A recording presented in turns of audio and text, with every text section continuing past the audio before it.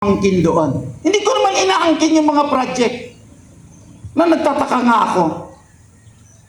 Yan lahat ay pera natin. Nagkataon lang na hindi ninyo ako kaya harapin. Bakit? Wala akong kinuhang pera sa munisipyo except sa sweldo ko. Ha? Nandyan si Ma'am Arlette. Discretionary fund na lang. Word discretionary, discretion ko kung paano ko gagastusin yung perang yon. Si Ma'am Arlette, ginamit niya sa isang training. Oh yes, ma'am. Kaya walang pwedeng humarap sa akin kasi never akong kumuha ng gasolina. Never akong gumamit ng sasakyan. Never akong kumuha dyan para mag-training, mag-traveling, ano yung tawag nun? No? Nung year-end. Kanang year-end, ano nga yan? Year-end assessment, planning. Grabe. Tapos iniisa-isa pa. May sobra pa ako, ito pa, maski doon sa sobra na para unta sa mga millings or mga may sobra. Pwede ba namin to kuhaan na? Kay gitagaan ka o pagkakataon na kunin yan. Alam mo yun? We are talking here the welfare of the people. We are not talking about how we will do it. Nandirito na ako. Ang sabi nila, tsamba. Pero the people tells me, don't worry. Sinabi ko na rin sa Team Lambo, wala'y magbibigay ng tarpaulin. Walang meeting-meeting. Walang punta doon sa inyong mga balay. Kundi, magpaliwanag sila. O doon sa kakilala. Let the people decide. Because the next term of my term is the harder time. Why? Because we will go to second stage. Ang gusto nating mangyari sa 2028, magiging second class municipalities tayo. Paano ka magiging second class municipalities kung yung mga tao wala pa kaon? Wala sila farm. Pero pagka nakuha natin, hindi ko alam kung anong program ng DE right now, Sir Wills, the MAU will always, because the MAU is the security of food security. Sila dapat ang magpaplano kung paano pakainin ang 32,000 na mga tao. Kaya malaki ang responsibilidad doon sa mga bago kong hire. Yung mga bago kong hire dyan, na para silang mga suso, kung nasaan yung isa, nandun lahat. Pag nakita ko, humihinto, tumatago.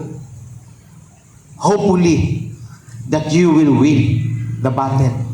Pag hindi kayo nagbago, next year, ako magbabago ng desisyon. Dahil ako namang nag-hire sa inyo. Remember my word.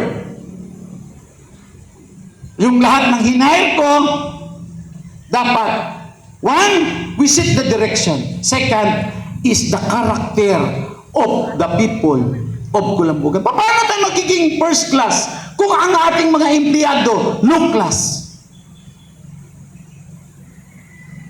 Pagtanungin mo ng plano, nakikita mo ba yung kausap namin?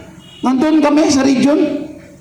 Yung isang kausap namin, pagka kinuha ng plano, lahat ng kanyang bag, kinalkal na. Nawala, nakalimtan, nawala. Kaya sabi kasi pinanel kami kung sino yung bibigyan ng feed mill. Kasi isa lang ang slot. Sabi niya, how about Kulambugan? Yes, sir. We have the 13,450 hectares. We have 9,700 unemployed na magsasaka. And we have new crops. And hopefully that next year we can create an ordinance about how we will develop our people to make a good farmer. And then if we can develop our people to be a good farmer, and then we have the land, and then we require 20 hectares per barangay, and we have 520 hectares. If you have 520 hectares, we have the 1,500 tons of rice. If you have 1,500 tons of rice, we will do this as our ingredients of our feeds. However, we have no feed mill at all. Sabi niya, that's good. You have memorized the data. Because the data will speak louder of your goal. Did you remember 10 years from now who I am? I am 66 years old. And you, sinabi natin na mayroon tayong 9,700. Yung 9,700 na yan, ang edad niyan 25 to 50. Yan ang hinahanap ng bangko. Paano magka-qualify sa bangko na ang sweldo ni Shirley 450. Diyos ko. Diba? Kaya nasabi ko dun sa mga meetings ko, don't worry, I will not encourage you to go to municipal employee. Why? Because your salary, it's not good. Pagka mayroon na tayong feed mill, lahat kayo mag-alaga ng baboy. Pag nag-alaga kayo ng baboy, manok, lahat kayo kikita. Kasi ang 20 ka baboy, isa ka tao, isa ka grupo, o isa ka pamilya, kikita siya ng 50,000 per month.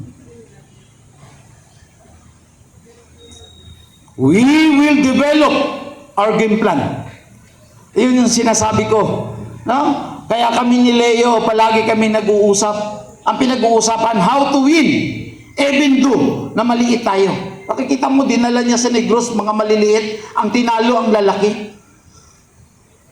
Hindi player ang problema, yung coach ang problema. Mas Coach Leo, talo daw sila kasi malalaki. Tinadyakan ko yun, laki niyan. Ha? Sabi ko sa kanya, bakit? Nanibago yung ating player kasi nga, walang practice. Tapos, yung mga sapatos ng ating player, pagka ganyan, dudulas. But we have the skills.